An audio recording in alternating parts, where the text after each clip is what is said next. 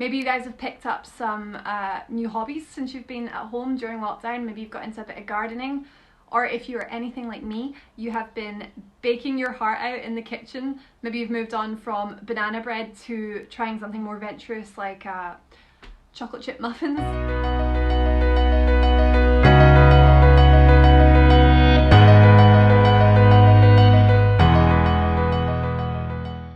If any of you guys are into gardening, then you'll know the process of planting seeds and watching that grow to a beautiful flower or bush. You know, the seeds that you're about to plant are tiny. And in scripture, our faith is often compared to the mustard seed.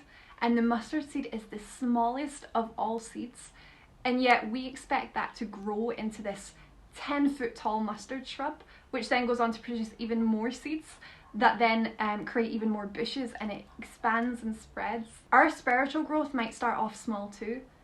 You know, if you just picture the church, the early church, I can just imagine all of the fishermen gathered around their rabbi, gathered around Christ, hanging on his every word.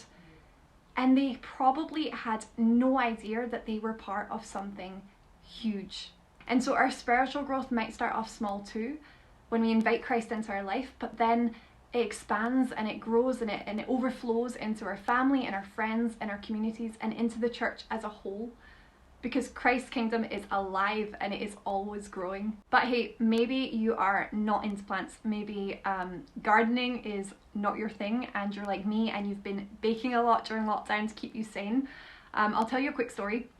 So a few weeks ago I decided that I would go a little bit more adventurous and try baking a cake with some bananas and blueberries, and I was getting so excited. You know, the smell as I was baking was filling the kitchen, and I was so excited to serve this to my parents.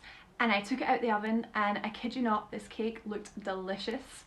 And then as I went to cut into it, the whole thing just sagged, and I realised that I'd made the fatal error of missing out that really important little ingredient that is baking powder. That little bit of baking powder has the ability to make the whole cake rise in the oven. And similarly, that little bit of holiness lived out authentically in our lives, our yeses to God and our little acts of faithfulness, not only helps us to grow, but it sends ripple effects throughout the entire world.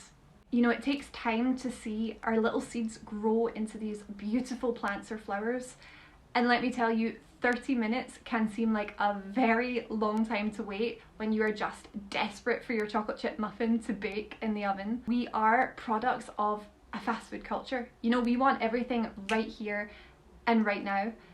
But Jesus teaches us how to be patient and to wait on the harvest. God is in control, so why should we worry? You know, we simply just need to take God's truth and let it take deep root in our lives. And we can do that, like I said before, by spending time with God in prayer, reading the scriptures to remind ourselves of God's faithfulness. And if this is something that you have never done before, then why not download the Holy Bible app and spend 10 minutes of your day just talking to God, or join us for Morning Prayer Live every day during the week on Facebook, because when we spend time with God like this, we then become channels of his grace, and like the mustard seeds, we can spread God's love to the hearts around us and watch his kingdom expand and grow.